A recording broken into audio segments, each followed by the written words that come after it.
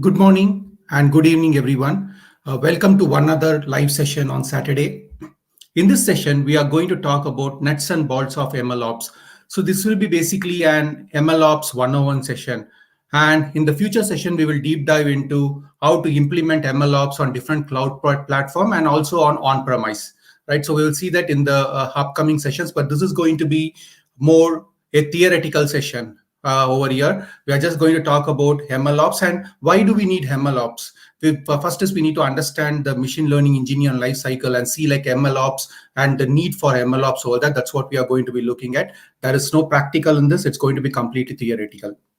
So let's get started. Now, this is the agenda for today's session. We will be seeing the overview of machine learning life cycle.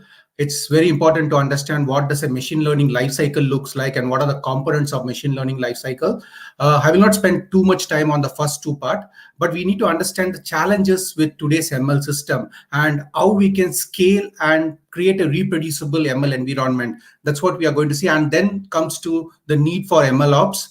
How is MLOps different from DevOps? You are going to see, and we are going to see an architecture which is completely neutral. Now we are not going to talk about technology tools and all. We will map it to the technology and tools as we go into the details, but we need to understand a plain vanilla MLOps pipeline. How does it look like?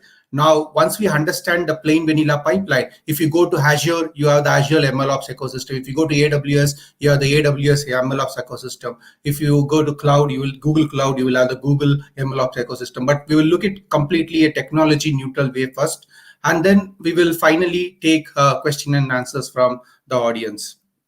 So let's get started. Now, when we think about machine learning, right, typically in general, this is what we see. We see an ML code. If you take hackathons, if you take when we are doing a POC or prototype, if you take Kaggle, there are a lot of other systems, right, where we go and practice machine learning. But when we see machine learning, what we see is just an ML code. And you use different techniques. It can be a statistical technique. You can use any of the greatest and latest algorithms over there.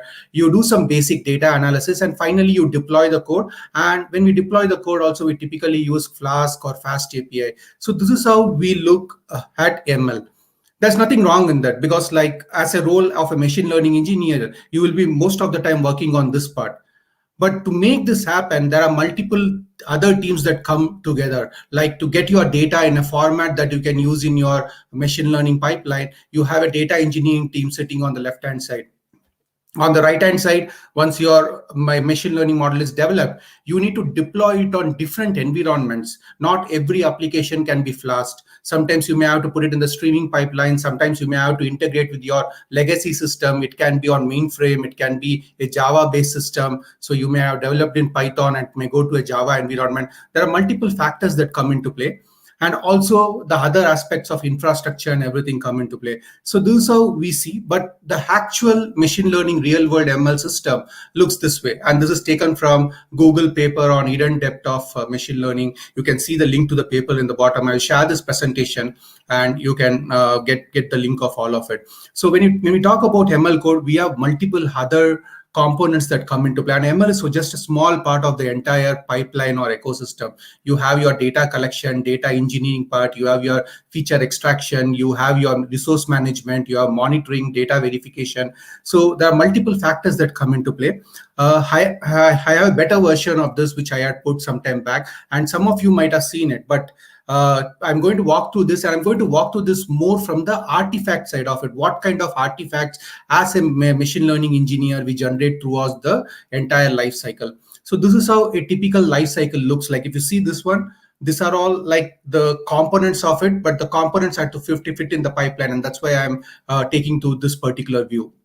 Now in this diagram, if you see, there are two parts. That is an horizontal part, which is at the bottom of here, and that is a vertical part on over here. So this horizontal part is pretty much common across the entire machine learning models you develop. Your organization may develop one model of hundreds of models. You still need the infrastructure, DevOps, automation. You still need the pipeline orchestrator. You still need the data management and model application logging, which is at the bottom of it. And when it comes to specific projects, say you may have 5 projects, you may be a banking system, you may have credit card underwriting as a project, you may have fraud detection as a project, or you may have portfolio management as a project. The individual projects over here follow a typical life cycle that is on the top. So that's why we call the bottom one as a horizontal capability, which can be built and reused across multiple projects. And the top one is specific to your project in many cases, but some part of this can also be reused. I will talk about that as we go into the details of it. So the very first thing we do is when we have a problem, we identify the problem, we define the problem, we understand the business behind it, like what is the current business process, where is the data coming from, and we understand the data aspect of it. How many systems do I need to go and get the data? In most of the cases, typically what we see in our hackathon and all, we may get a data in a single CSV file and everything. But in real world, the data can be federated into tens of hundreds of systems. It can come from different format system like mainframe. It can come from RDBMS. It can be a JSON file.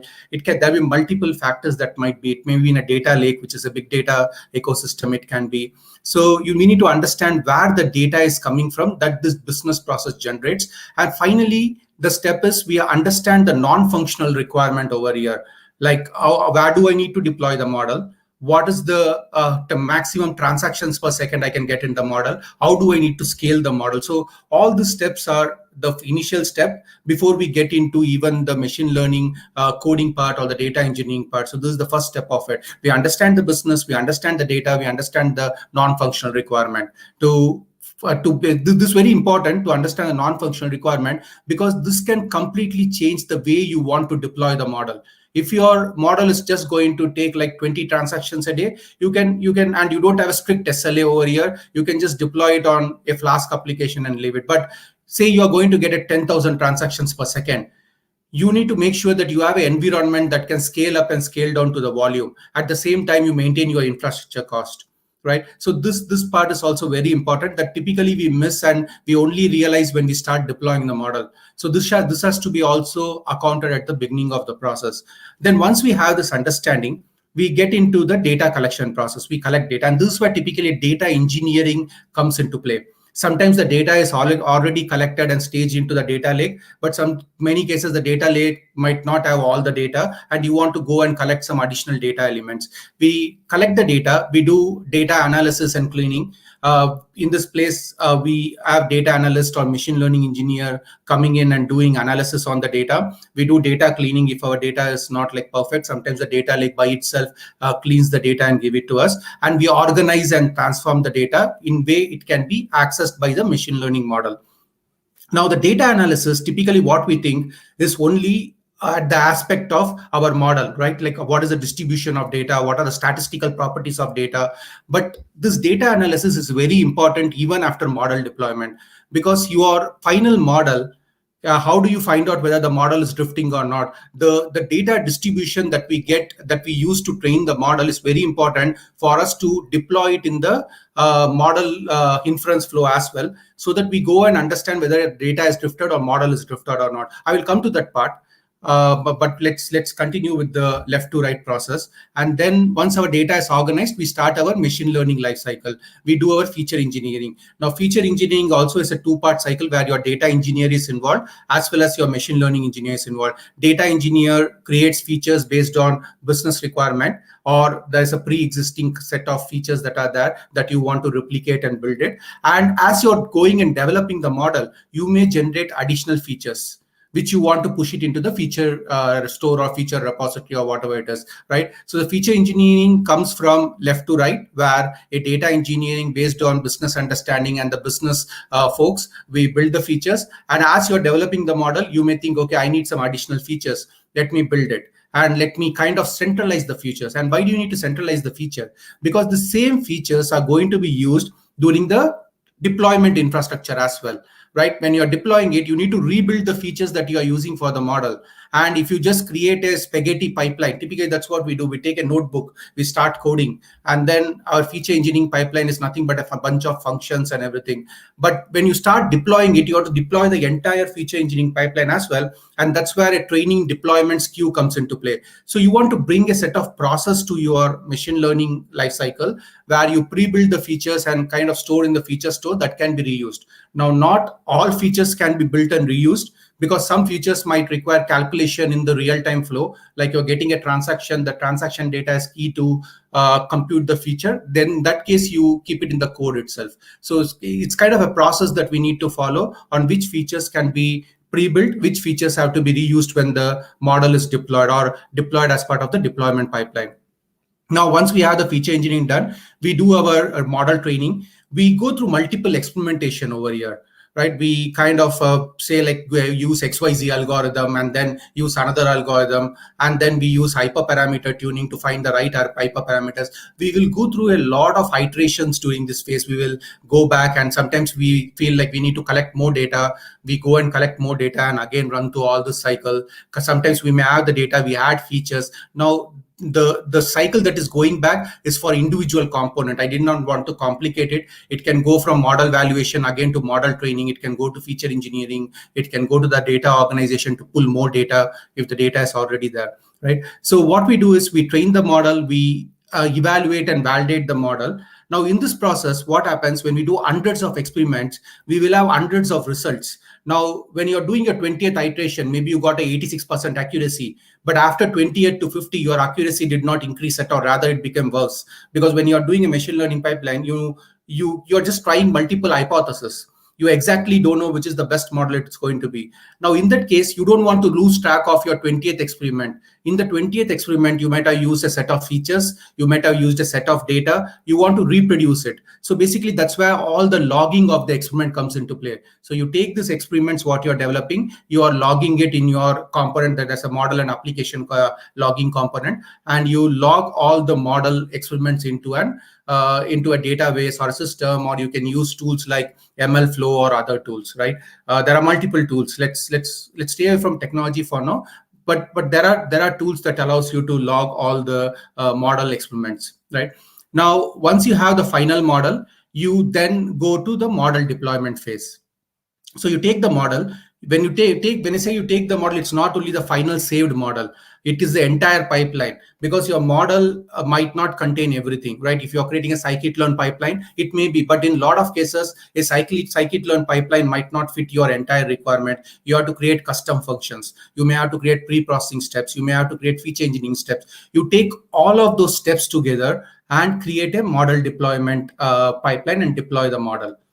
Now the model is deployed. Say you are able to reproduce your training environment into the serving infrastructure, right? Now your model is deployed. Now you start monitoring your model. Now for monitoring the model, there are two things, right? There can be a data drift. Your underlying data that is used in the model can completely drift, or there can be a model drift as well. Sometimes your data is not changing much. Your data is just changing slightly. But this you have hundreds of features, and this slight change in data is completely changing your model attribute. That can be one scenario.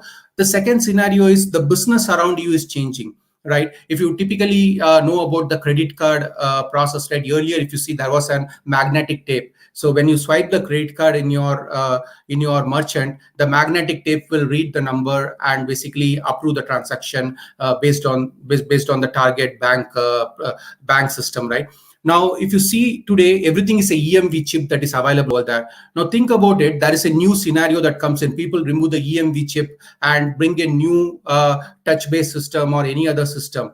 Now, in that case, your business process itself is changing. So the data element must change. The distribution of the data element might change, right? So the way of doing fraud might change if you're running a fraud deployment system. So that's why you also need to monitor whether the model is drifting or not. So that's why you do a data drift analysis and a model drift analysis. Now, how do you do this data drift analysis and model drift analysis? Now, your model has been trained on a particular distribution of data, and that is where here. So when you use like hundreds of iteration of your model, each and every model might use a different version of data sometimes. So you have to also track your data. You need to make sure, okay, when I trained the 20th iteration, which I got 86% accuracy, this is the data I used. I need to know the data. This is the hyperparameter I used to train the model. So you are starting to log now your hyperparameters and data as well, right? So, and in this data, for each of the feature that you have, these are the distribution. It can be as simple as your min, max, standard deviation, or it can be 90th percentile, 88th percentile, whatever you want to capture in the distribution. You are capturing for each and every feature over here, and you are storing it into an kind of a metadata layer. And that metadata layer, when you're doing a model monitoring, you're picking up the distribution, and then you are checking in the real time whether the incoming serving data is in the same distribution. Now, think about it, right? When you are doing inference, you may not have the actual label. Take, for example, the example I was giving, right? The credit card fraud detection. Now, somebody swipes a credit card. I exactly don't know whether that's a fraud or not. My model is telling it's a fraud, but it may not be fraud. To get that labels, the customer has to complain, and then we will know after maybe 40 days or 30 days, depending on the timeline the customer complains. So we don't have actual data to see whether our model is performing or not. So we just go, in this case, check the statistical properties of the data. So when we are training the model, we know our data has like 2% fraud and the rest are all non-fraud. Or my data distribution, I know this within this range to this range. So I take those distribution during my model training phase and during the model training evaluation phase and also the data analysis phase and store it in an ML layer. And I check my incoming serving input against those distribution. In case if I feel my serving data has completely changed, the distribution is changing of what I am getting, that means you can trigger off a retraining pipeline. And that's what you do. Basically, you monitor your data drift, you monitor your model drift, you trigger off your retraining pipeline. So in the retraining pipeline, you go back, you fetch the new set of data, you retrain your model, and then you deploy that model. And when you're deploying the model, there are a few more challenges comes into play when you're doing a live deployment, right?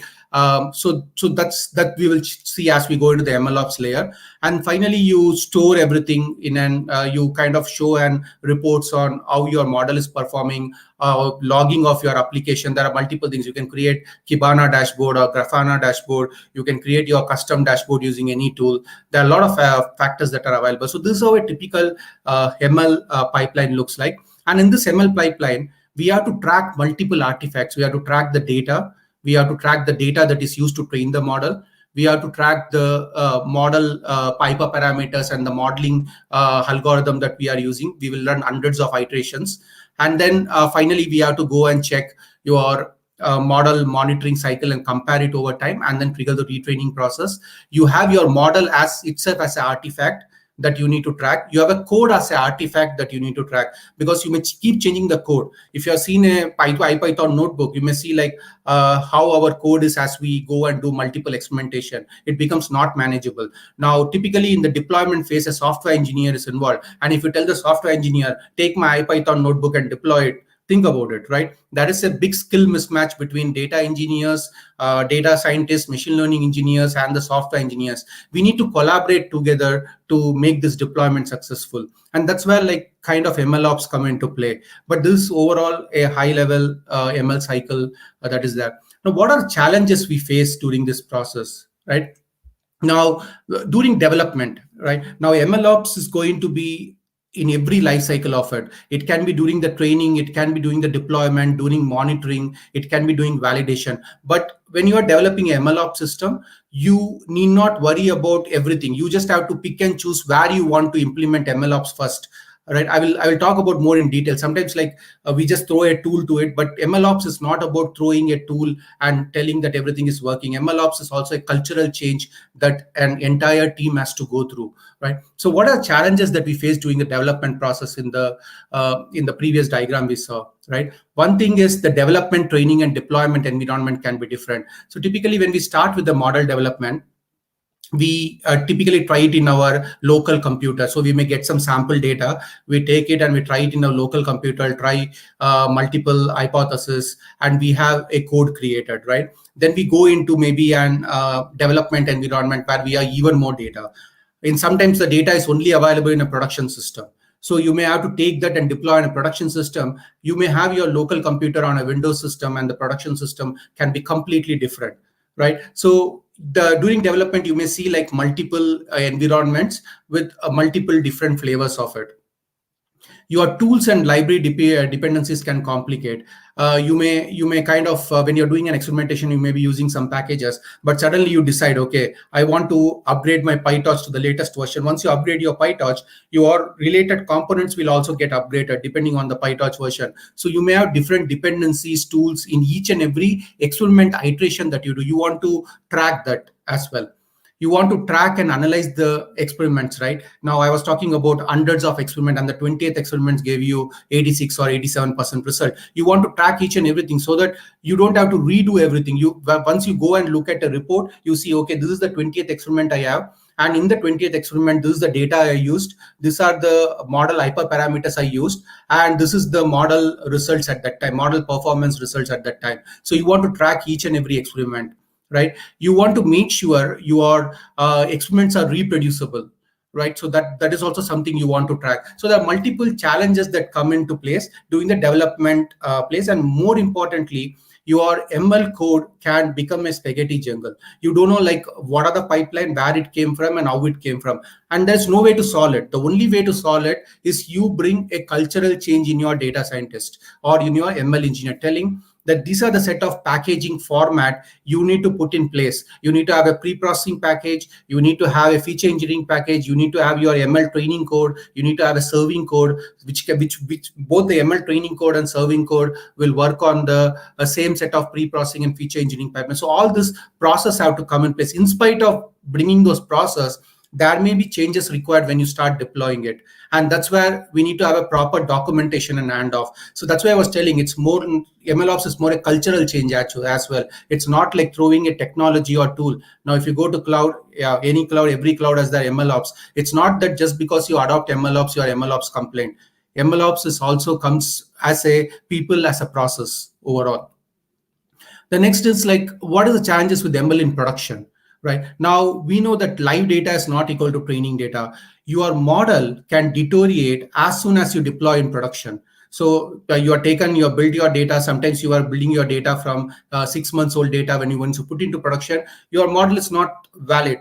The data pattern in some business process changes very rapidly. So your live data is not equal to training data. That's where your model monitoring aspect comes into play. You need to make sure you have a proper monitoring pipeline that can trigger off and retrain your model, and also like make sure your model is working as expected. You have to capture the relevant features and say, is this feature creating bias? Even that is part of your entire model deployment cycle, right? I will talk about that, and it's covered in my architecture as well, where when you do an inference, at each inference level, you may have to maybe want to capture a local explanation or an overall global explanation. All this have to be tracked because your business wants to see whether a particular feature is impacting that outcome. Right, that must not happen. Even if that feature is pretty important, say like zip code of a particular user, it is impacting the outcome, or a different way of formatting a featured zip code. Right, you want to make sure that is not impacting the outcome. Then you are generating a bias. Maybe you are rejecting a customer only from a particular zip code. That is wrong. So you also want to track features over there. Right, your feature engineering pipeline must match the training and serving infrastructure. So this is what I was talking about. Right now, your feature engineering pipeline, you create features, you add features, you need to make sure the feature engineering pipeline is replicated. Sometimes you just pre-store the data and make sure that feature store is available for both your serving and deployment infrastructure. Sometimes like you may have to build that pipeline within the notebook itself. You want to scale up and scale down the model. This during the weekend, you may have 3x the volume than weekday, right? So you have to build those pipelines that will automatically do it for you. You are training a new model because you think your data is drifted, or you have got a new data. You want to deploy that model in a champion challenger mode or A/B testing mode or whatever mode you have, right? So you need to make sure that your infrastructure supports continuous training and deployment as well. You don't want to go and just push a new model in live production without knowing how it works. So you want to maybe run it in parallel, and your input data is coming to both the models, and you're monitoring the model over time. If you feel the new model is good, you want to switch the new model as a primary model and the old model as a secondary model and keep monitoring it. So you want to do all these factors when you're in production, right? So that's where the challenges with ML in production comes into play. Finally, this is very important, the challenges with people and process in ML. That's a huge skill match between data engineers. Data engineers work on creating reliable and scalable pipelines. They work with big data system, or they work with typical data warehouse system. There are a lot of, when you talk about data engineering skill set is very broad. In cloud, you may use cloud native technology. On-premise, you may use on-premise your Spark cluster or Hadoop cluster or whatever it is. And if you're using a data warehouse, you may use a bunch of lot of SQLs and everything. There is a skill mismatch in that. Data engineers, data scientists works through the entire life cycle. If you take a machine learning engineer, he'll be pretty good at algorithm, mathematics and all. But a software DevOps engineer might be good at building that infrastructure for you, scaling the infrastructure and deploying it. Now, when you are handing your code, your pipeline as a data engineer and as a data scientist, the ML code to the software DevOps engineer, a lot can go wrong in translation, right? You need to have a way to seamlessly pass those artifacts to your software engineer so that the deployment process is successful and you can rapidly deploy new models. See, if your organization is having only one ML model or two ML model, you don't need a MLOps. You can just build some kind of MLOps that is just required for you. You don't have to really think MLOps as a big challenge, because you can always go and work with the software engineer, deploy it, and you're done. But when your organization wants to scale to 50 or hundreds of models, at that time, MLOps is very important. You cannot go and manually deploy the pipeline. You cannot manually monitor the model. You cannot manually basically scale the model, right? You have to have a process that is done everything automatically. And that's where MLOps come into play, right? Now, if you see this particular diagram below, this is taken from the Microsoft website. I will also give references at the end where you can go and learn about MLOps in detail. But if you see over here, typically a data scientist is involved in most of the life cycle. A data engineer is involved in the data acquisition and creation phase, and even in the build phase. During the experimentation phase, a data scientist and an ML engineer may be involved over here. It's not mentioned in this, but typically ML engineer is also involved in the experimentation phase. Then you have a build and deploy phase, and deploy phase is where your DevOps team or a software engineer team comes into play. And when you want to monitor and retrain, your DevOps team are there because they are the one who are monitoring your model. They are creating pipelines to retrain your model. So we need to make sure, as we hand off from data engineer to a data scientist to a ML engineer to a DevOps team or software engineer, we have a process in place, a automated process in place that can do all these things for you. And that's exactly where MLOps come into play, right? So what is MLOps? Now, the very first thing is, what is MLOps? What MLOps is not, right? MLOps is not about throwing a product. Everybody thinks, okay, I have brought a product that takes care of MLOps. I am in Azure, I have a Azure MLOps. I have in Google, I have a Google MLOps. No. MLOps is not about only throwing a product. Yes, product is important, that can accelerate your MLOps lifecycle, but MLOps is more than that. MLOps is also a cultural change. It's a process change in your entire organization. If you think I am going to do my machine learning the old way as I am doing it, and my MLOps product will take care of it, then there's no MLOps product that is available today. You have to build a cultural change and a process change on how you develop model, how you package your model.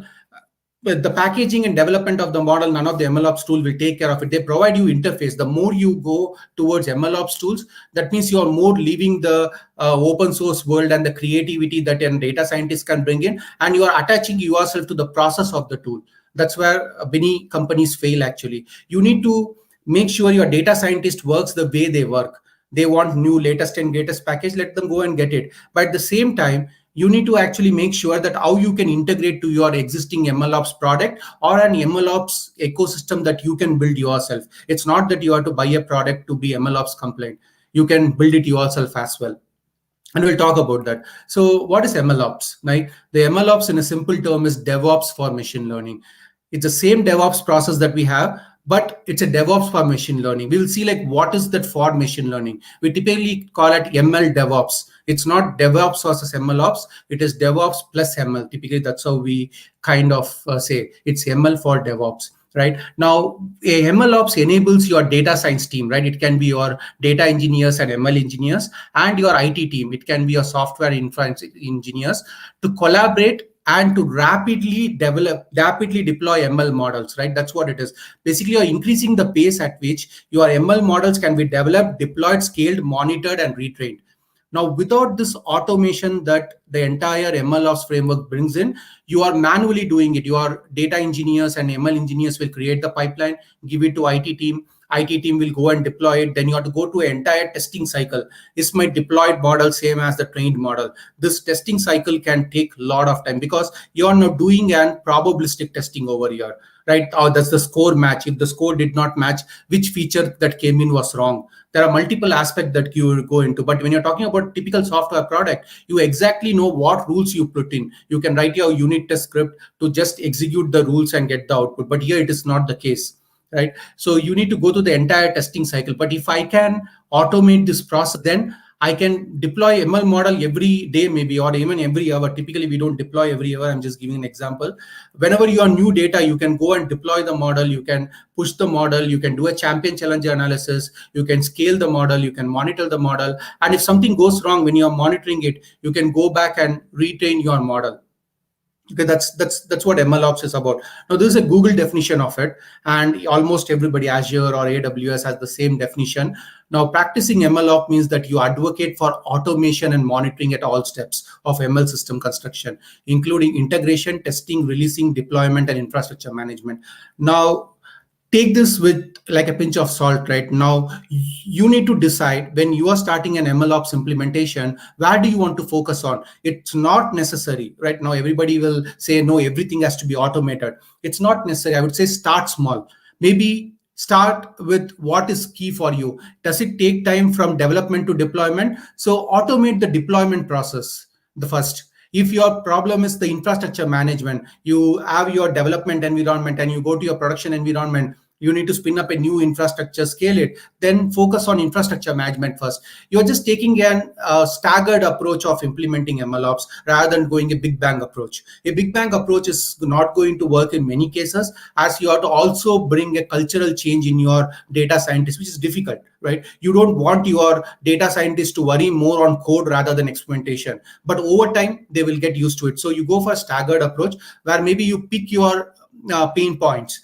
Okay, my model takes 6 months to deploy after it is trained. Let me focus on automating the deployment pipeline, or let me focus on automating the infrastructure pipeline. And over the time, you can go to your basically the training pipelines and other pipelines, your integration, release management, and everything you can go over time. So practicing MLOps is these all steps, but what you pick and choose is up to your pain points. You can go for a big bang approach, but the big bang approach means you are upfront spending 1 or 2 years in your MLOps development and deployment.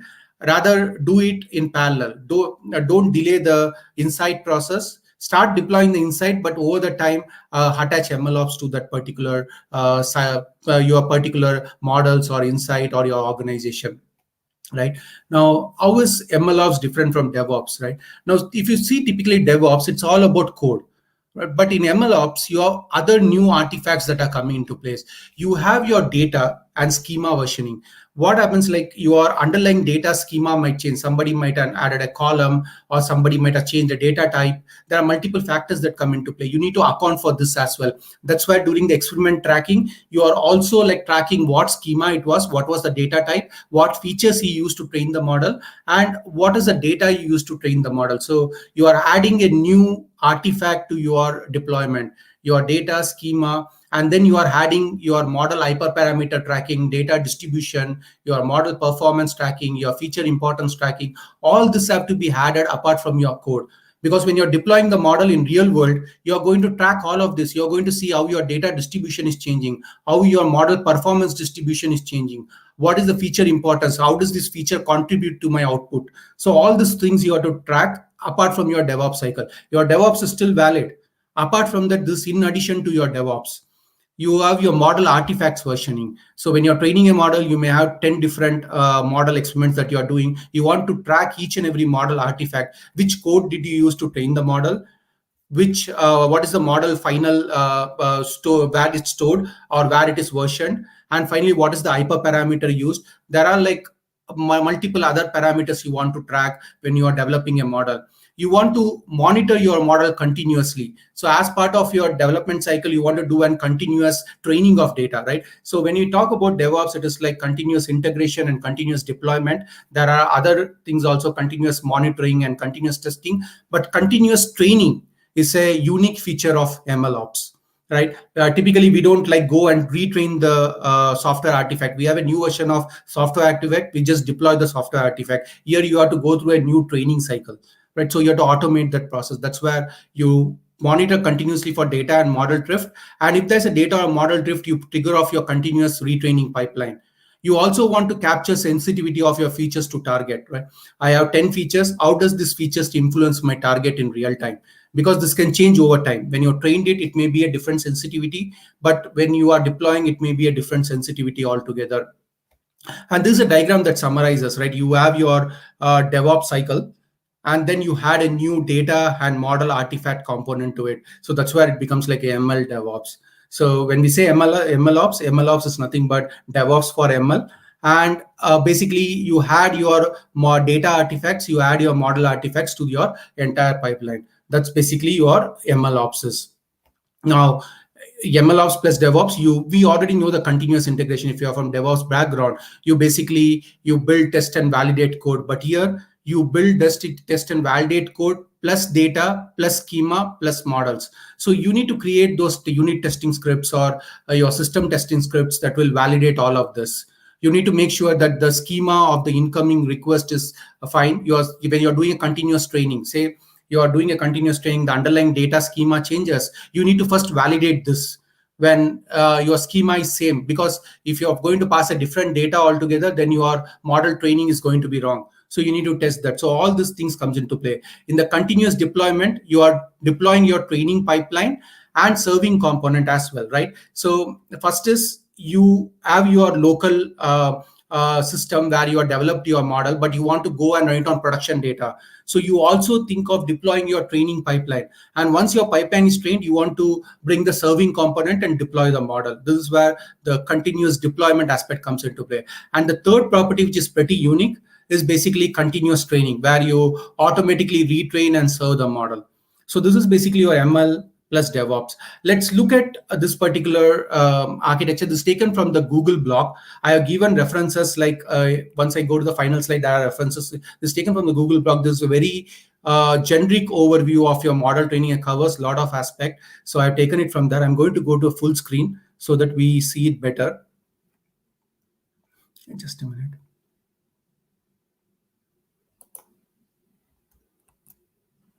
Right. So this is how it looks like. The very first entry point is your feature store. So now, before going to the feature store, on the left-hand side, there is a big pipeline that data engineers develop. They collect the data from multiple sources, and they basically go through all the data quality checks, data cleaning, and then they may create aggregation of the data and store it in the feature store. So that pipeline can be called data ops as well. But the way today is the data ops and ML ops have too much overlap as well. So you can define it as per your need. But typically, there's a data ops pipeline that your data engineering works, and then you do all your data aggregation, data transformation. You work with your business in defining what are the pre-aggregated features I want, and I put it into a feature store. Now, this feature store is not only a read-only thing. As you are doing some experimentation, you may build new features, and that features maybe you populate back to the feature store. So feature store must be well governed, so that like people can add features. At the same time, it must be searchable. The reason I'm telling searchable is,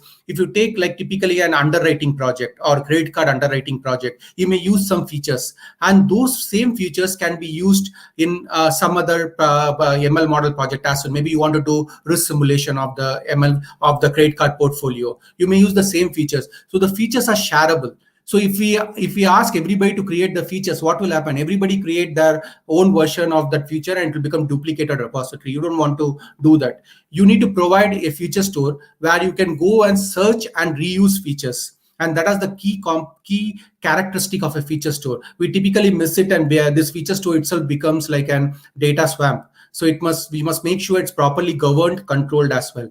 You create a consistent feature definition. I am generating customer lifetime value.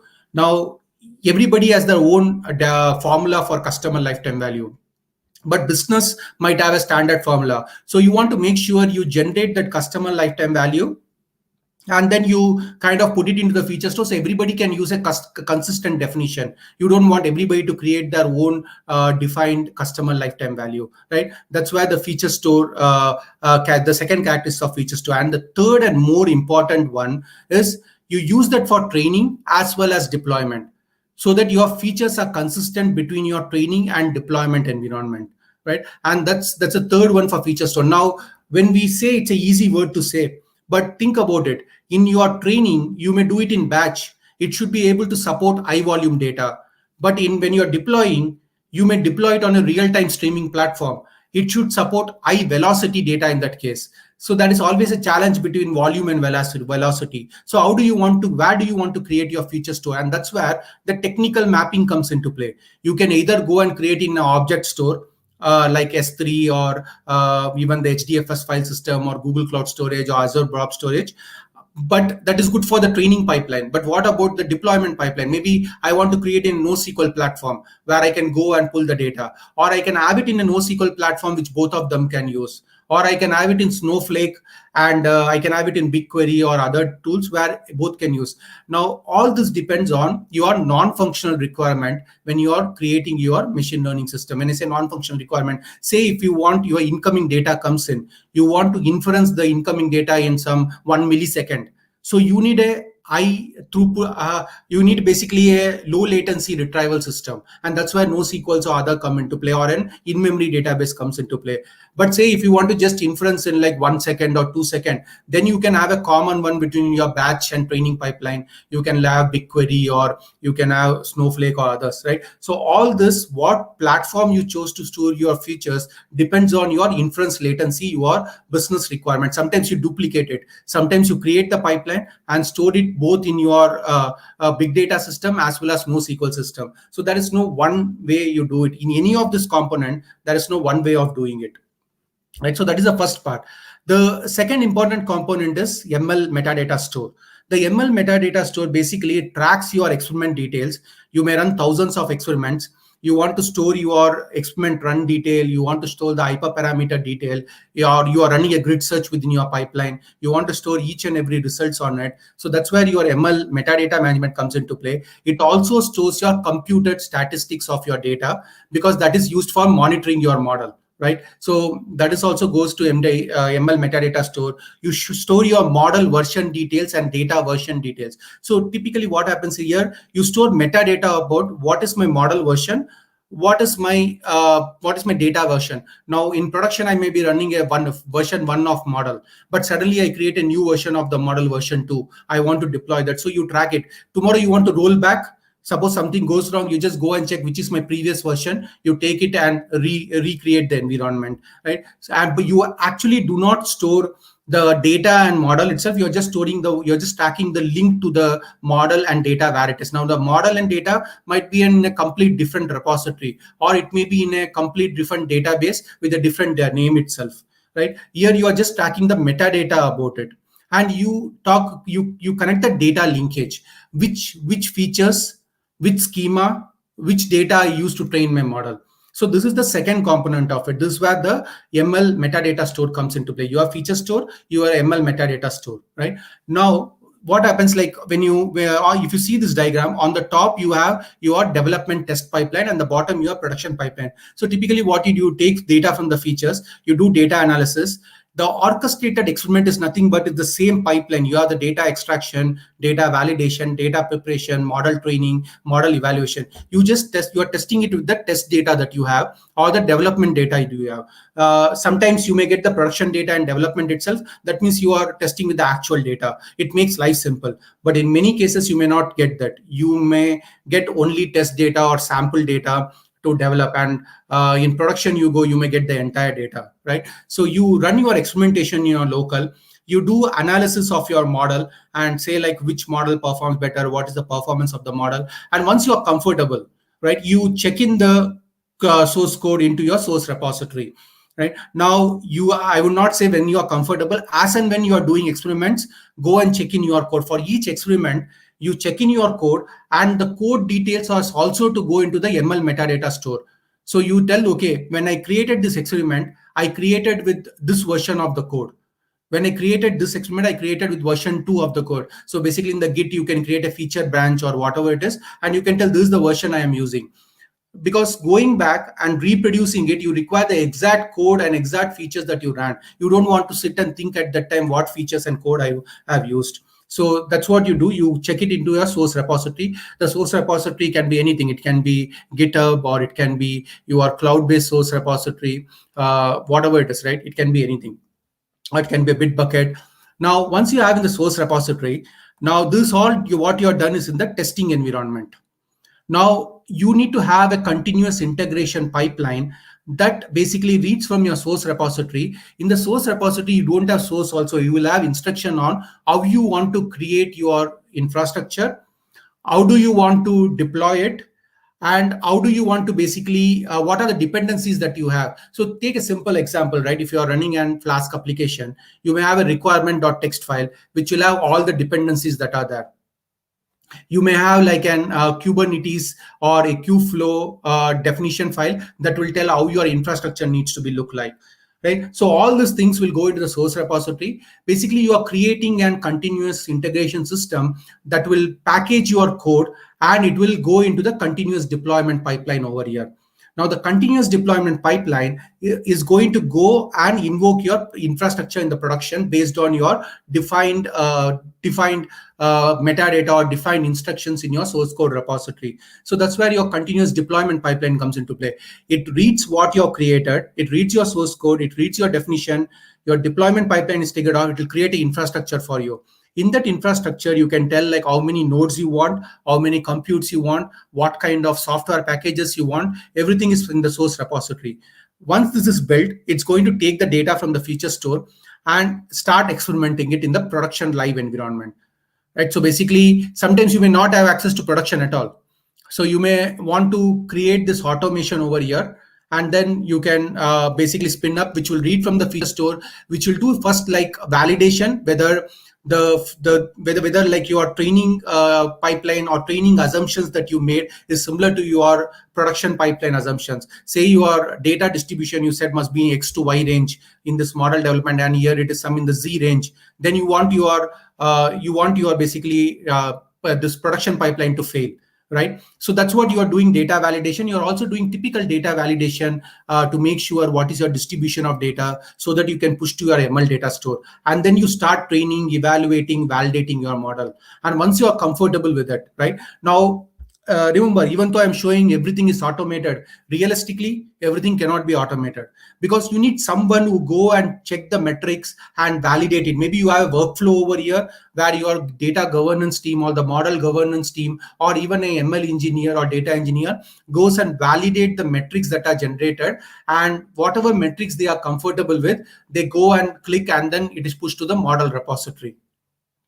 Now, when the data is in model, when your model is in model repository, you take that particular trained model, right? You have finally a model file. You also have other source code packages for serving the model. So it is not only the model. You need to have your feature engineering pipeline. You need to have your pre-processing pipeline. This all will come from the source repository. And that's why when I started the session, it's also a cultural change and a process change that a data scientist need to do. A data scientist need to have a proper folder structure for deploying your model, for training your model. Like you may have serving.py, you may have train.py, you may have test.py. They need to be arranged. You may have pre-processing folder, which has all the pre-processing component. You may have feature engineering folder, which has all the feature engineering component. So that when you are doing this automated process, it exactly knows, okay, I need to run the serve.py file. And these are my dependencies pre-processing, and these are my feature engineering dependencies. And you can go into your model serving environment and you create a service that they can use to call this particular served model. At the same time, what you're doing is you're also performance monitoring your model. So this over here, basically you are doing continuous performance monitoring. And if something goes wrong with the performance of your model, you can create a trigger. Now, what is this trigger? The trigger can be multiple ways, right? Now you can have an schedule trigger. You can say, okay, every day go and retrain my model. with a new data set. That is one aspect of it. Or every 1 week or every quarter, depending on your business process, go and retain. That is one. Or you can tell, as my model performance deteriorates, as my data drift happens, go and retrain it, right? So basically you can set a frequency based, or you can set based on some parameters that you want to trigger the pipeline. If something goes wrong with my model, the data model distribution or data distribution, I go and trigger this pipeline, and again my automated pipeline starts, and then it puts the model in the registry. And then I have two versions of the model. Now I can tell, okay, I have a second version. What I want to do, I want to overwrite the first version, or I want to deploy it in a dark mode. When I say dark mode, that means user will not see the results, but you are monitoring it in the backend. Or I want to deploy it like an 80-20 ratio, right? Canary deployment. I can say 80% go to model 1, 20% go to model 2. So 20% of the traffic that is coming in will serve model 2, and you do A/B testing and see which model performs better, and then make that version 2 of the model as your primary model. So that's this basically the entire workflow that we have over here, right? We on the top, we have our training, or our test workflow, or the development workflow. We have our source code, we have our source repository, and you feel something is going wrong, you go back again, you create a new version of the code, or you want to try a different algorithm altogether, you do it, and you basically re-trigger the pipeline, train it. And how you do this automated pipeline, there are multiple factors that come into play. It is all your infrastructure, whether you want to do any tools like Airflow, or you want to use Kubeflow. It can be that what kind of underneath accelerators you want to use. You want to use CPU, you want to use GPUs, or you want to use TPUs. All these factors come into play when you are defining an automated pipeline. You may sometimes use Spark over there. So accordingly, you must create the infrastructure, the whatever like Terraform script or whatever script you are using to create the infrastructure must accommodate all this. And this is where a collection of team comes into play. The feature store component, your data engineer might come into play. Your ML engineer and data scientist will focus on this part. How you want to trigger off the environment, your DevOps engineer or software engineer is playing a role.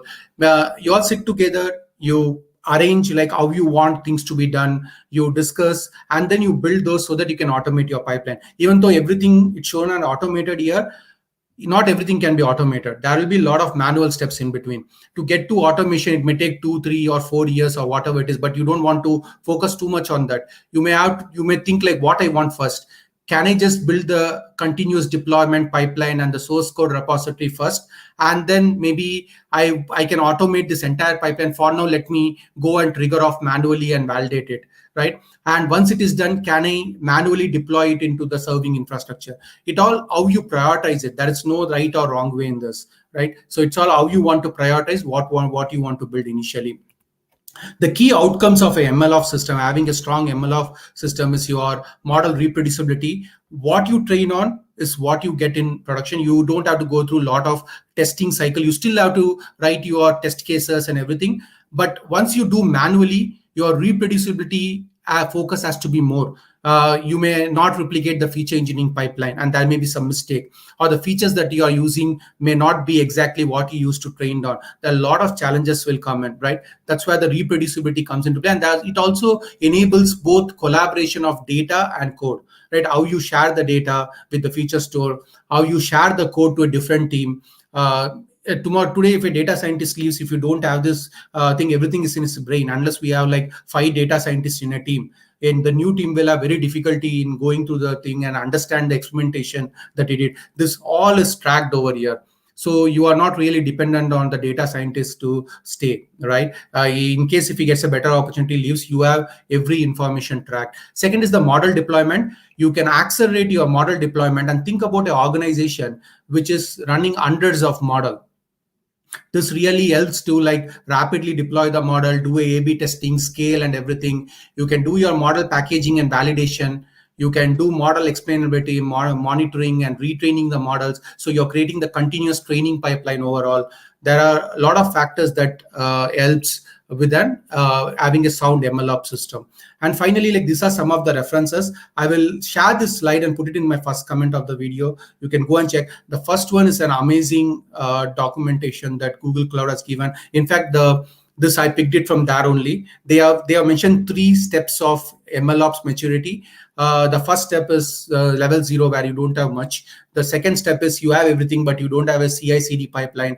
The third step is you have everything and a CI/CD pipeline. You can go and read about it. It's a very nice, very nice blog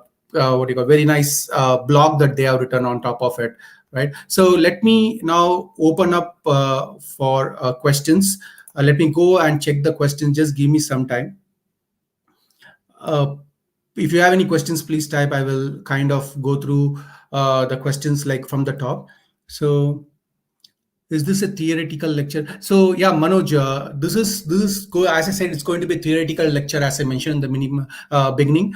Unfortunately, we were going to have a hands-on session on Azure MLOps today, but the presenter could not make it due to some personal work. But we will schedule that in the future. But I have 2-3 sessions lined up in the future, talking about different cloud platform deployment, which will be completely hands-on. But in this, I want to give an overview of MLOps, just not telling what is MLOps, because most of the people can read what is MLOps. MLOps is more than what it is. Why do we need MLOps? How do we need to MLOps? It was more a theoretical hands-on session. So do you have any course for MLOps?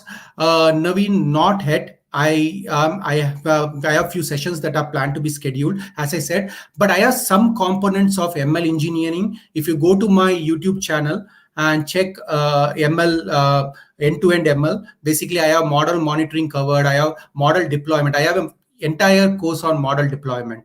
Because one of the key component of MLOps is model deployment. So I am talking about how you can deploy your model in either a serverless environment or a Kubernetes environment. Let me try to open that, basically open my course and show it to you, where you can to read about ML model deployment, which is one of the key components of MLOps. So if you come to here, you can see the machine learning and data engineering courses. You can see machine learning model deployment. If you click on the machine learning model deployment, you can see a lot of documentation available over here, how you can deploy on Kubernetes, how you can scale on Kubernetes, the scaling component, which I spoke about here. There are multiple other things which you can go and watch. It is a very detailed session. I also cover how you can deploy on Google Cloud serverless environment. And if you go to the end-to-end machine learning course, you can actually see the same diagram that I have taken, but in more detail. Here I try to cover only the artifacts part of it. And if you come down over here, you can see details on model monitoring, like how you can load and performance test your models. That is one of the key things, how you can monitor your model. So yes, I have parts of MLOps, but I don't have a course that kind of try to automate everything and show, and that you can see in the feature session. Okay, so the next question is, so it would be great if you share the slides at SlideShare or any sharing platform. Yes, I'm going to share this particular slide, and it will be in my YouTube video description. You can go to the link and check it out. Right? Do we get the recording of the session later? Yes, this recording will always be there. Whatever sessions I do, you can see the recording in YouTube immediately. So you will get it. So give a basic definition of DevOps. See, DevOps is basically, again, DevOps is also a culture, right? Like you have a software artifacts, and how do you want to deploy those artifacts, right? You have multiple environments. Typically, like in machine learning, you still have all the development, test, pre-prod and everything. But sometimes like the test and all is pretty similar to development. Right? But if you take typical DevOps, you want to make sure that you have multiple environments. How do you seamlessly deploy? How do you package the code? How do you do the end-to-end automation? It's not only that you package the code. You have your source code in GitHub repo. It's a Java code. Say, I want to do a build of the code. Once I do a build of the code, I want to deploy it on my server. And once I deploy it on my server, I want to start the process. I want to start monitoring the output. So DevOps is whatever I said. Like if you're seeing like the ML and ML for DevOps, I given an overview of it. What ML in addition adds is the flavor of data and model artifact and everything. So the continuous integration, continuous deployment, or continuous testing, continuous monitoring, those are the characteristic of your DevOps.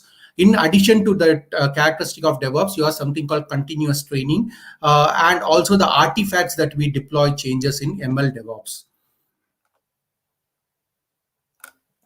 So the next question is, yeah, I know that somebody has asked me to work on the accent. I will do that. So next is, so in CT, how we define the feature and how to infer the previous results. So see, in the continuous training right now, you have defined your continuous training pipeline, right? And when you develop the pipeline, when you develop the initial pipeline, you already have a set of features that you used to develop the model. Now, when you're doing only continuous training, what you're doing is you're taking the same features but recalibrating your model for the new data. So basically, like I get data every day or I get data every month. I have created my development pipeline and development code. I have done my hypothesis. Okay, these are the features that contribute to my model. This is the algorithm that works best. Now, in case of continuous training, what you may do after your model basically deteriorates or everything, you take the same features, you retrain the data on the same features or the same algorithm, because you don't want to introduce a new bias into your model by creating different algorithm. But that is not, but if you don't want that, if you want to also test against multiple algorithm, then you need to intermediate have a development cycle. You're not recalibrating now, you are redeveloping your model in this case. So you go and basically try your model with new features, new hypothesis, and then new algorithms, and have somebody check out whether how the model is performing against it. Because you don't want to put into production when your continuous training pipeline completely new model and new features that you are not aware of. So whatever features that you are using to train your model, and that is stored in the ML metadata store that I showed over here in the previous slide. If you see, you basically, this is the ML metadata store, right? The ML metadata store, the data is stored even during this orchestration pipeline, not only during the automated pipeline. So some of the things you push over there, you just make sure that only those features are used. But said that you can use any features, but ensure you have a robust model validation cycle if you are using new features during the continuous training phase. So please suggest books or materials. I have given some references in this. I think, now if you take a book, right, the book might not cover all aspect of, as I said, MLOps just a process. Now you can map technology to it. Now, if you're going to cloud, every cloud provider has a detailed documentation on how to do MLOps on cloud. If you go to Azure, if you go to AWS, if you go to Google, you can follow that documentation. And plus, I have attached some documentation. You can go for a book, you may find same information, but MLOps is not really a very broad subject where you need a book to read it. No offense to anybody who has created a book on that, but I feel like you can read it from that documentation. That's what I feel. Okay. So the next question is, can you explain the CI portion? I'm not able to understand. What do we build in the CI stage?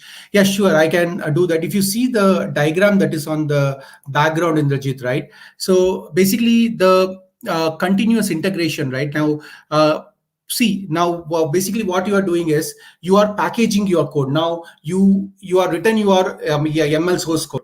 That ML source code has some dependencies. And how do you want to run the ML source code? You may need Spark, or you may need TensorFlow, or you may need PyTorch. It's not only the code, right? You also need to create the environment that replicates the environment you tested on, or environment you may require. Now, second thing is, in the top process, when you are testing it out, you are basically testing on a sample data which may fit in an pandas memory or something like that. But when you go to production, you may need a complete new ecosystem. You may need a Dask, or you may need a PySpark, or you may need a distributed TensorFlow or distributed XGBoost. It all changes. And also sometimes your data source may be additional, or you may be doing multiple hypotheses. Now, continuous integration in this case is basically you are taking your source code and everything and packaging it to a format, and then you are telling your pipeline deployment.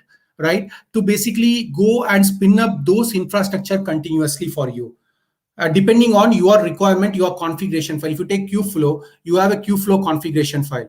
If you take your Spark, you may create your own Spark nodes, and you may create like a Spark on Kubernetes telling how many master, how many basically nodes you want, what is your master node, how you want to communicate, what are the artifacts that you want to pass this nodes. So that's where your continuous integration, continuous deployment, and everything comes into place. The next question is, what about a staging component? Would that be useful in MLOps pipeline? So Arjun, I kind of did not get that question. When you say staging component, can you elaborate? Maybe once I see your question, I will try to explain that. But a lot of your components, right, that you track can be anywhere. Your data can be anywhere. You can if your data is in a file system, you can have a staging component as file system, or a blob storage. A staging component can be blob storage. It can be any way, like you create a feature store. Your feature store can also be a file system, which typically it is not, but in some case it can be. So Indrajit, yeah, how to stitch these phases together? Is Airflow widely used, or there is any other tools like MLflow or Kubeflow? Now, stitching this all together, that's what I said, like automation is a good wish list, but is it practical?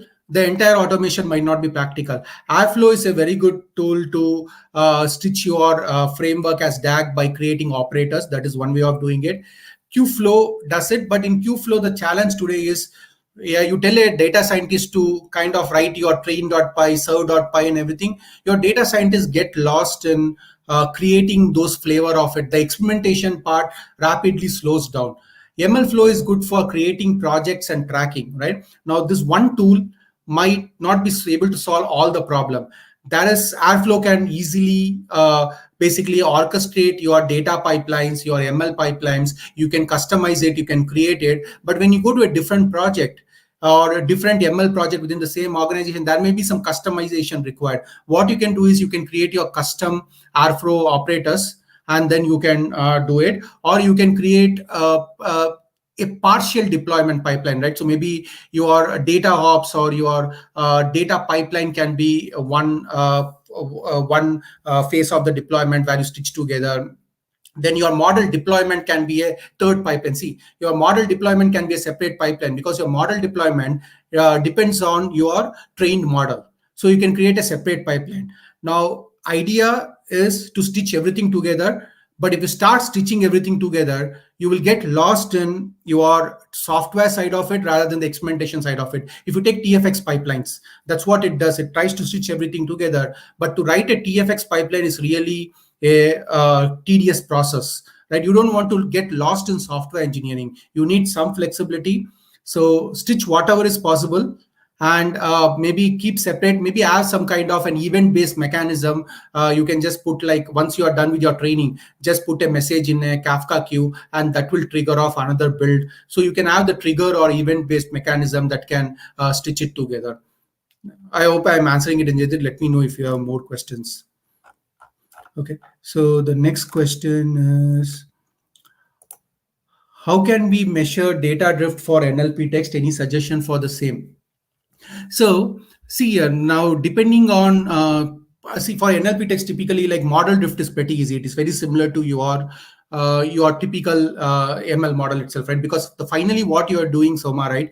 You are handling on your target distribution. Say like I have incoming data, I have multi-class distribution, and I know like 10% of my data fall to class 1, 20% to class 2, 30% to class 3. On a frequent interval, I go and monitor it, and then I kind of retrain my NLP model.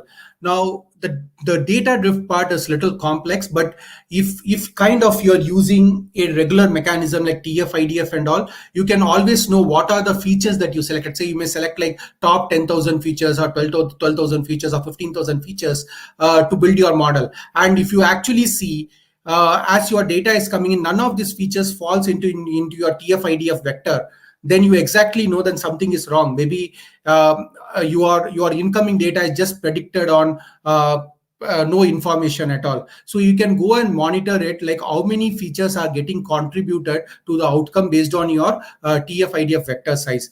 Now, NLP data drift is little complex. Model drift is something like a very standard method typically we use. But as you go into more complex models, it becomes even more difficult.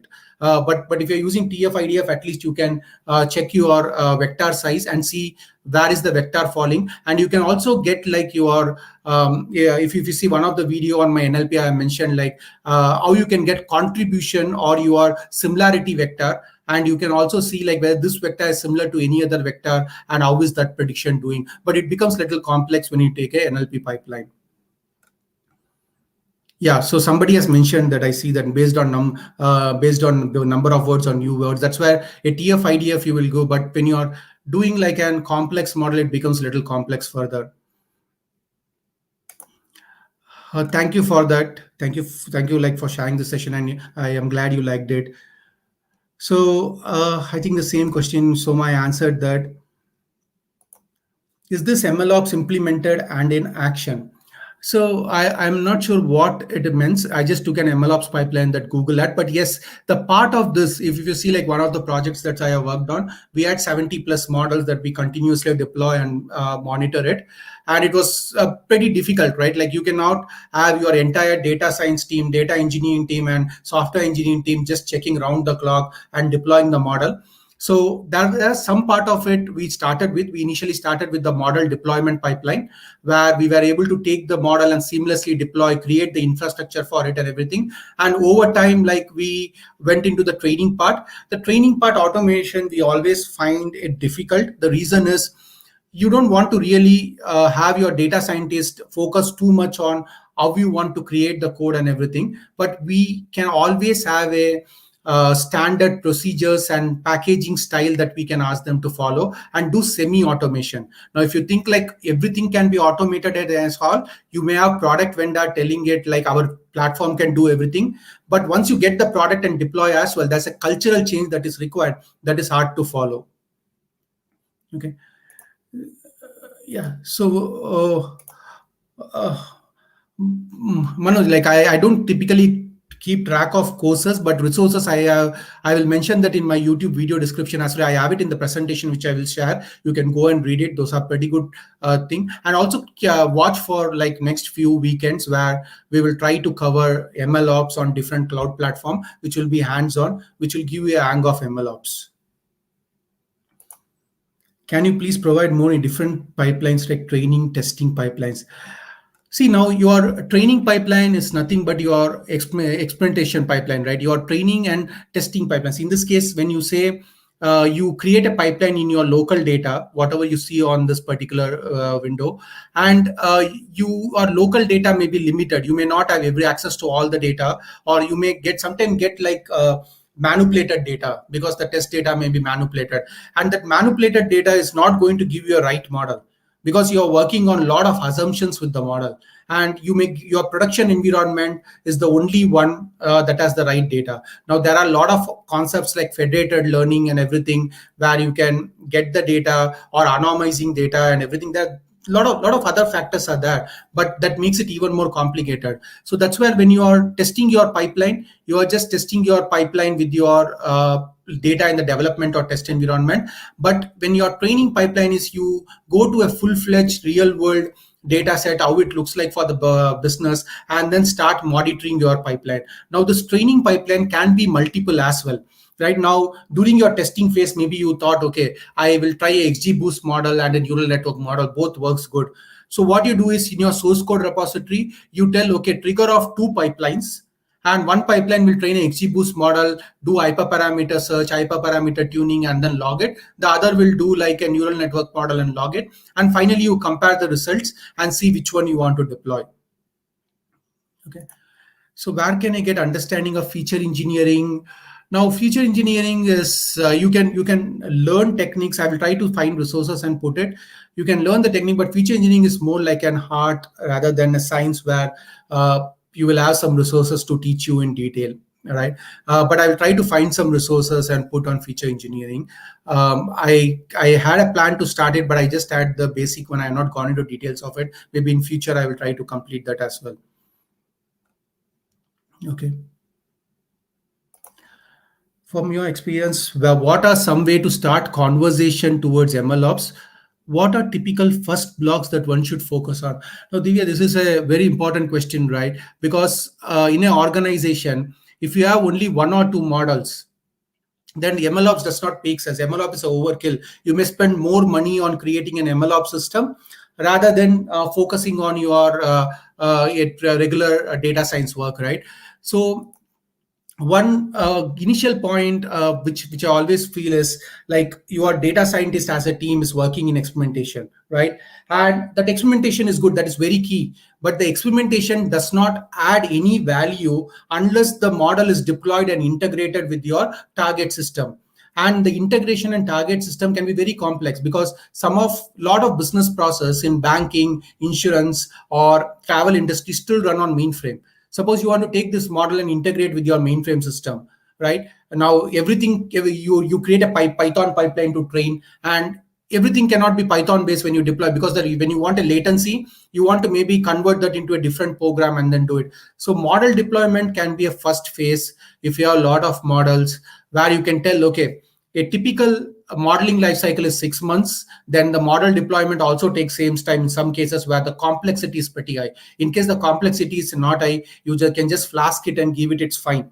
But where the complexity is high, you decide, okay, you want to focus on model deployment, or you want to start building the model monitoring framework of it. Because even if you put the model in a live environment and the model is not predicting as expected, then basically your score is not having any weightage at all. You are basically doing a wrong prediction that may cause even more harm to your business. So you can check model deployment, model monitoring, and all this aspect up, and finally go into the entire pipeline automation.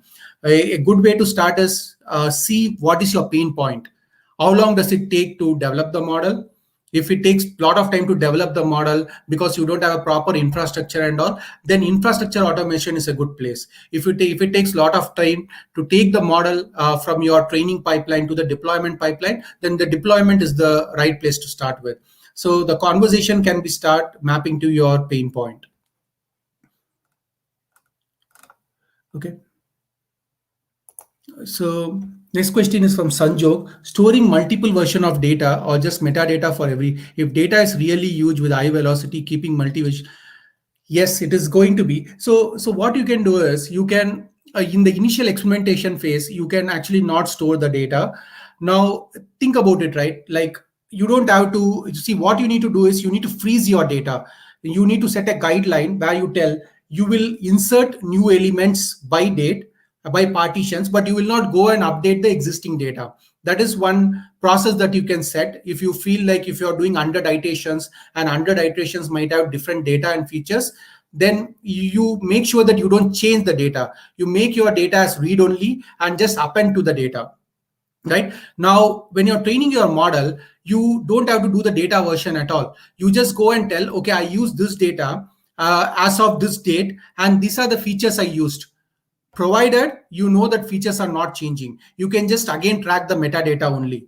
Now, in case if your data itself is changing, then see, blob storage you can use to train your model. You can create multiple folders, multiple versions, and keep tracking it.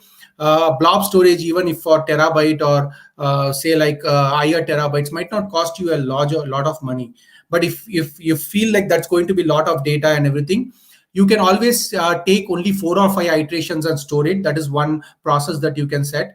Or you can just if you know your data for sure, you can just store the metadata and the data time frame you develop. So tomorrow, if you go back and check in your metadata, you know this model was developed from June to August. And okay, let me go to the feature store, run my query for June to August, and get it. So that's how you can basically not worry about the data versioning where you have pretty huge data set. I hope I answered it, Sanjog. If you have a follow-up question, do let me know. So Payal is asking, you have talked a lot about various pipelines. Can you please share more about each of them and the tools technology under the pipeline? Now, I'm going to more cover on tools in my future videos, right? The reason I want to make it tool agnostic is MLOps is not like an problem, a tool that you throw to a problem. And that's what the product company will project, but it is not. Right now, said that, now for the entire pipeline automation, you have Kubeflow, Airflow. For tracking, you have ML flow, you again have TFX pipelines and all this stuff. So you have a lot of components. When you go to cloud, say for source repository and all, if you go to Google Cloud, you have a cloud build, which you can use to build, and you can create your infrastructure definition, or you can write your own Terraform script or other script to spin up the infrastructure. AWS has similar pipelines. So there are a lot of tools depending on the environment that can make it happen. Right. And when you're going to cloud, you want to be cloud native. Suppose you have GitHub, suppose you have Git and all your Git actions that can do, you can have your Jenkins pipeline also do it.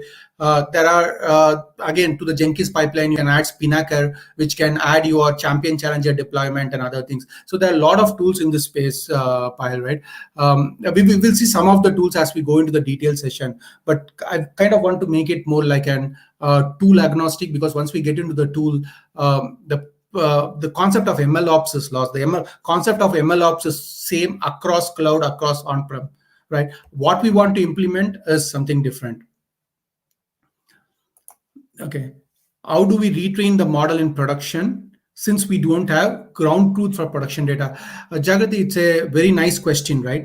Now, here it is. In some cases, you will not have ground truth. For example, even for model monitoring, you are not monitoring on the ground truth.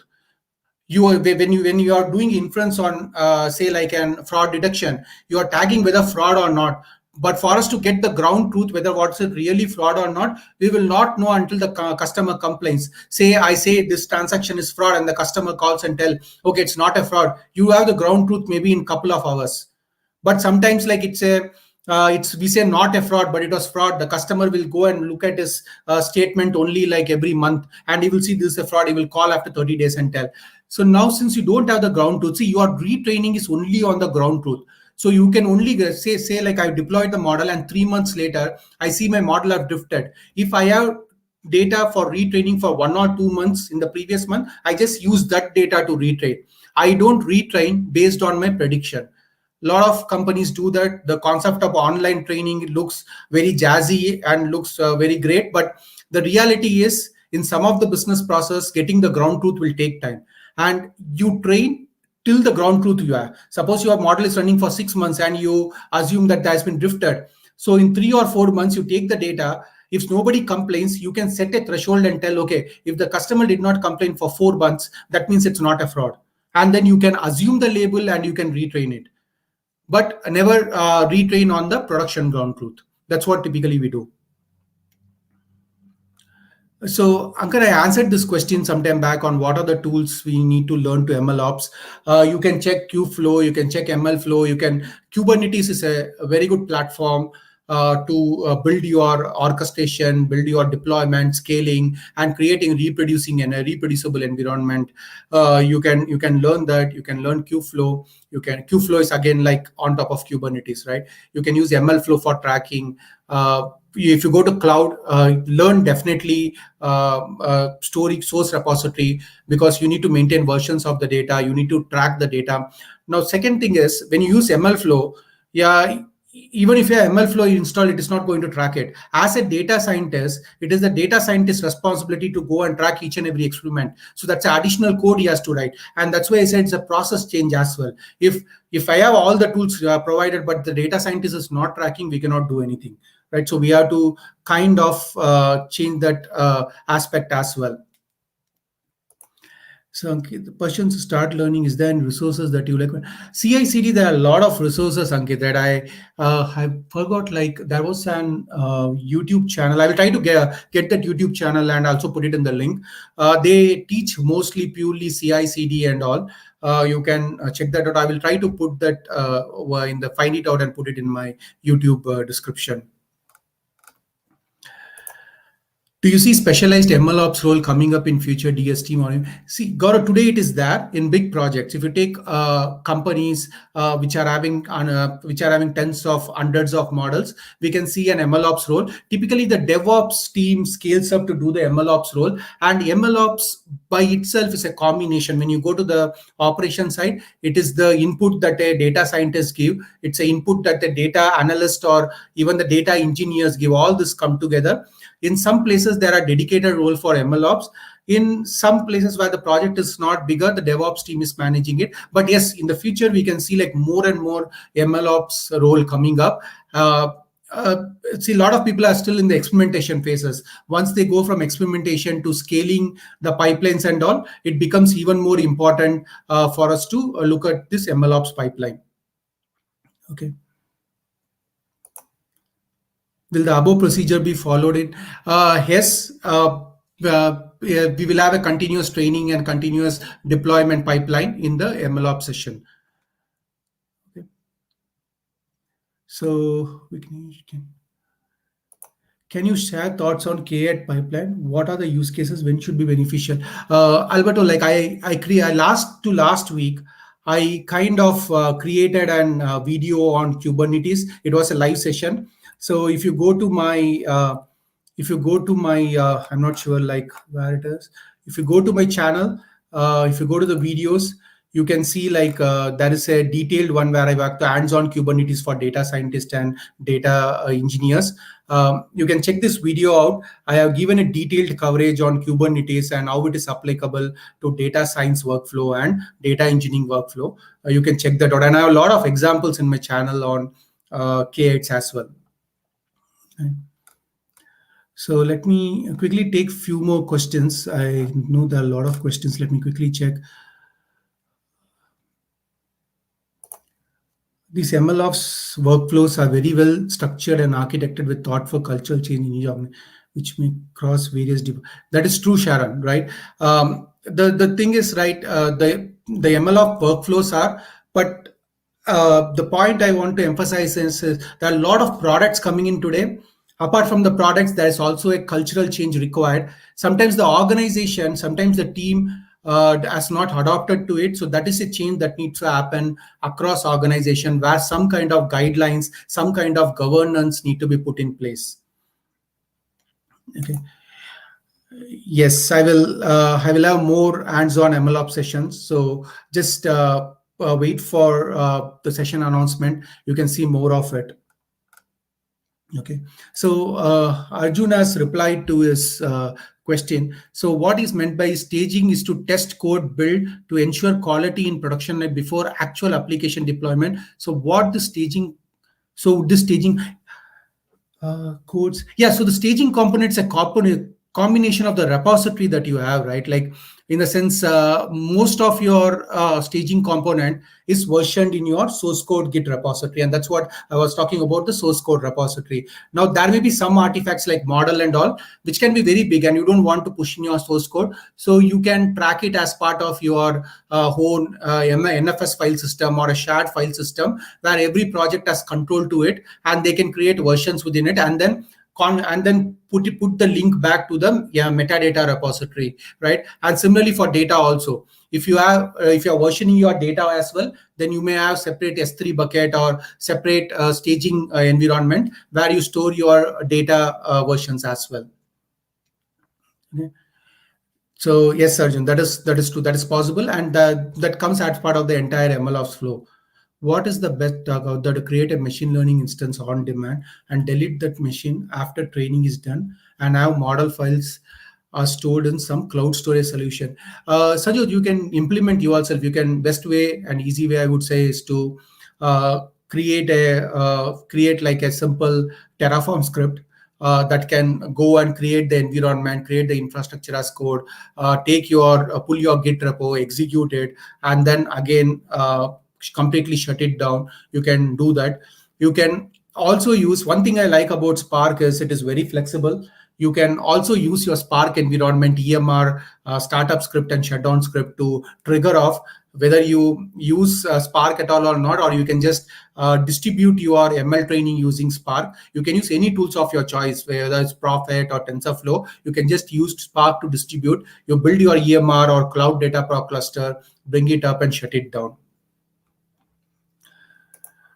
So, Shanta Babu, do you have any guidelines for MLOps culture? So, the MLOps culture is I cannot share the guidelines, but I'll try to see like if I can create a miniature version of article of it and write it down. Now, culture is also depending on the organization that we have, right? It's basically everybody gets together and see what is best for it.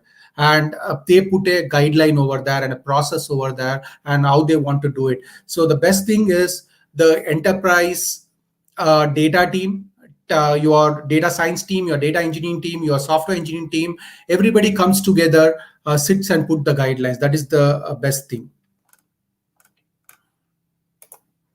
The trigger scenario would usually be on streaming or it can be either way. So you can use a event driven architecture. You can, as soon as you find the model is drifted, you can put an event in your streaming layer, and the streaming layer can pick up and trigger the trigger the pipeline. In the code, when you're building the code itself, you have actions where you can trigger a pipeline. So you can tell when I check in the code, I can trigger off a pipeline, and that will trigger off my Jenkins build or other things. I can create actions over there and do it, or you can do it interval basis. Say sometimes every quarter I get a new data, or whenever my new data has arrived. So there are S3 triggers. When a new data comes into a folder, you can trigger off a pipeline. So all this can be tuned according to how you have set up the pipeline.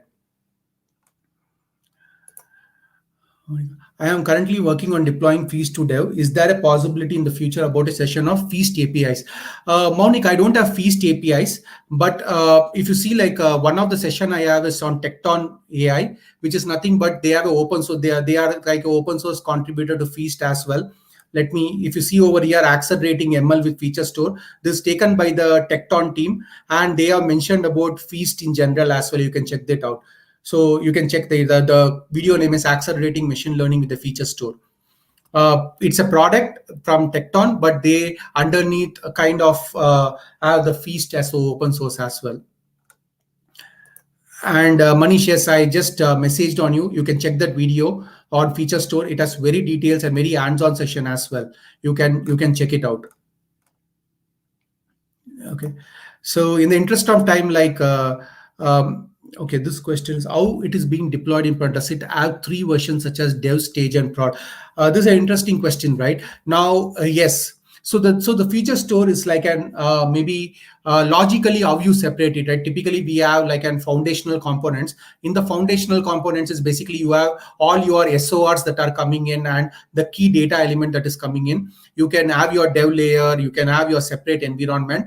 Now, you may also need to give an use case specific layer because some features are specific to an use case. So when a use case is going and building additional features, you may want to put it an use case layer of over there. So you are not making it visible to everyone in the organization. You are doing fine grain control per use case. So you may want to do that as well.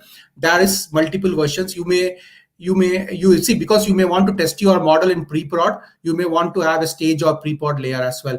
Dev, you may not have all the data, but you just want to give a hang of your feature store to your users. In some cases, the feature store does not contain any sensitive data. And if your organization permits, you can just replicate the production feature store into development feature store. Yes, that is possible. Right. Okay. So I think we are towards the, let me see. Is there any other questions? Thank you, Alberto. Thank you for this. Can you and I also thank to people who are coming in and presenting and bringing their knowledge. There are a lot of people who have come to the channel and presented their experience, who are real experts in that space, and I thank them also for all this thing. Can you add CI/CD model serving and monitoring ML tools? So can you add? Are you asking me to add videos on it, or I have created a kind of on monitoring ML models. I have created a session, but I will try to add an hands-on session too as well. The problem is it takes a lot of time to create the model monitoring video because I need to find a data set or create a data set where I can show the data drift and model drift, right? It takes some time. So I have that in plan and I will try to do that. I am in the future video, you can see the entire end-to-end workflow working with CI/CD and all. There are a couple of industry experts that I have in pipeline who are going to come and present. Okay.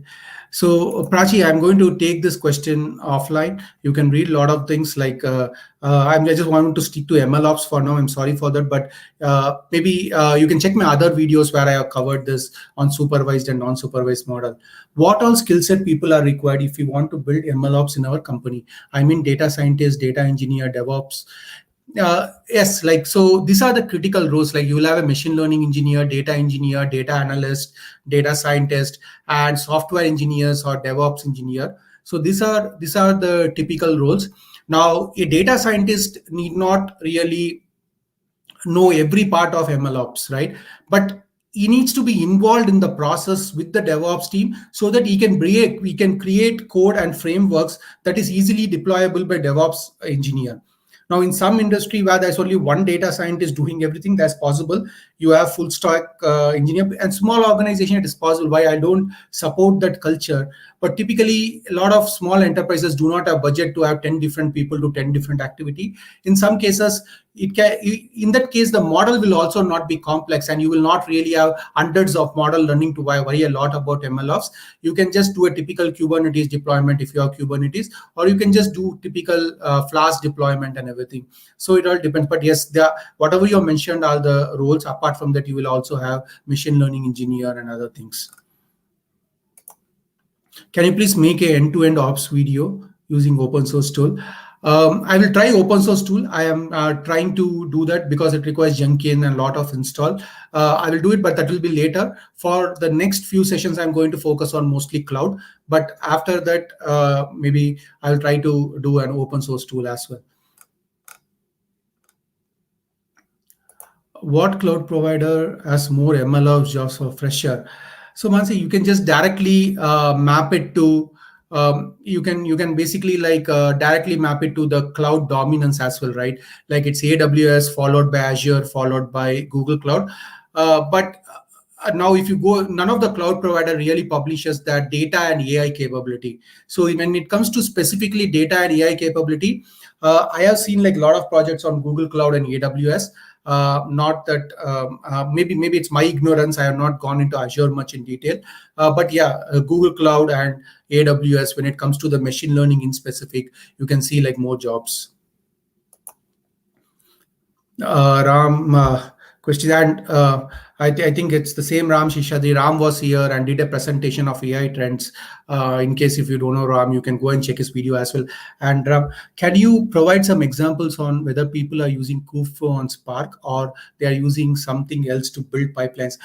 Ram, some of the implementation I have seen is Spark on Kubernetes, because Spark on Kubernetes is a pretty much working version now. Earlier there was some problem. It's very easy to run Spark on Kubernetes. If you go to Google Cloud Dataproc has Spark on Kubernetes run by default. You can use that.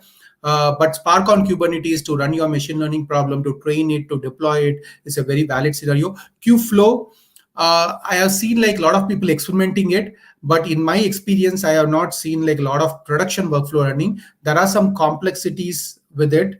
But I think over the time, like the technology will mature and there will be a lot of adoption. And that is again my experience. Okay. So I think like some of the questions I am going to skip because I answered it. I answered this, Prachi. You can check my previous comment. I have answered that. What all if we are building? I answered this as well. So I'm going to skip it. Now, is it possible to create model version using AutoML libraries like Teapot, HyperOpt, etc., using Databricks, MLflow?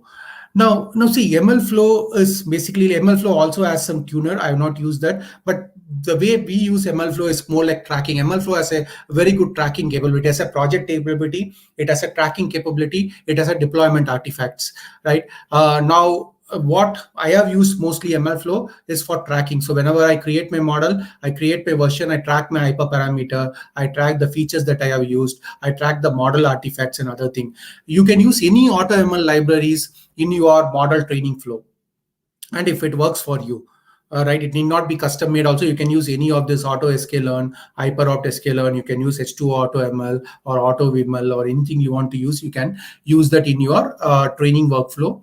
The only thing is when you are creating the training workflow, see like if that particular tool already has some tracking capability, experiment tracking capability, you can include that. How can we decide which ML model fits a particular problem? Again, like Praj, I will take that separately because I'm going to stick to MLOps for now. So I'm going to just pick, okay, how do you create a explainability package? Now, Manoj, explainability is like challenging, right? There are already open source packages that are available, like SHAP and other things that you can use rather than creating on our own. That is one part of it. Now, your explainability, you exactly know, like when you develop the model, what are the features that contributed to the outcome. You also build your framework for doing sensitivity analysis. So basically, if your top 10 features that are contributing to 99% of your outcome, you create a sensitivity of that particular feature to the target, right? And then over time, when you are running your model monitoring cycle, you go and track it, how the sensitivity is changing. And if a sensitivity is changing, that means you have a possible data drift problem as well. Okay, so that's where like you go and retrain or whatever it is, right? Rohit question is how do you manage a versioning for model? So Rohit, I have a video on ML flow where I show you versioning of a model. So what you can do when you are creating your model with the hyperparameters and doing a search, each of this model artifacts, right? It can be a pickle file or it can be a TensorFlow protobuf file. You can basically store that in a repository, or you can pick and choose like best model and store it in a repository. So in your process, basically when you are running the training pipeline in multiple experiments, you each and every experiments in your notebook itself, you create an ML flow session, or you can create any session, TFX session, and then you can start logging the model artifacts. Again, yes, I have a hands-on session. So I think like that's thank you, Jonathan. The final question is, which framework is mostly used by component companies, TensorFlow or PyTorch or Spark for training in production? It depends on the use case, right? Like now, if you're going for a lot of deep learning models, typically PyTorch and TensorFlow are used in organizations. If you talk for a typical if your data is already in a big data ecosystem and the data is pretty huge, then definitely Spark is used because Spark unifies your data engineering and your modeling pipeline as well. Now, even with Spark, you can use TensorFlow. I'm not sure of PyTorch, but Spark, TensorFlow, there are component. You can use like TensorFlow to model your data, and then you can use Spark to distribute it. And you can also use like there are other frameworks as well as XGBoost, LightGBM. A lot of things are used in industry like XGBoost and LightGBM. I have seen predominantly used in use cases where you need some kind of explainability, but you better understand how your models are making decision.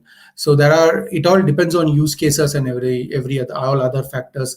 And what model fits your data. Typically, you run across many models and see which works with your data better, and then you pick and choose. You finally balance between accuracy and explainability. Maybe your TensorFlow deep learning model might give you better accurate predictions than your XGBoost model, but you need to take like, is your model governed? Is it in a regulatory industry? There are multiple factors that come into play where you weigh in. So yeah, that's about it. That's the question I'm seeing. Thank you very much for attending this session. I hope it was useful. We will have some detailed session in the future that is planned. But for now, thank you very much. Thank you all.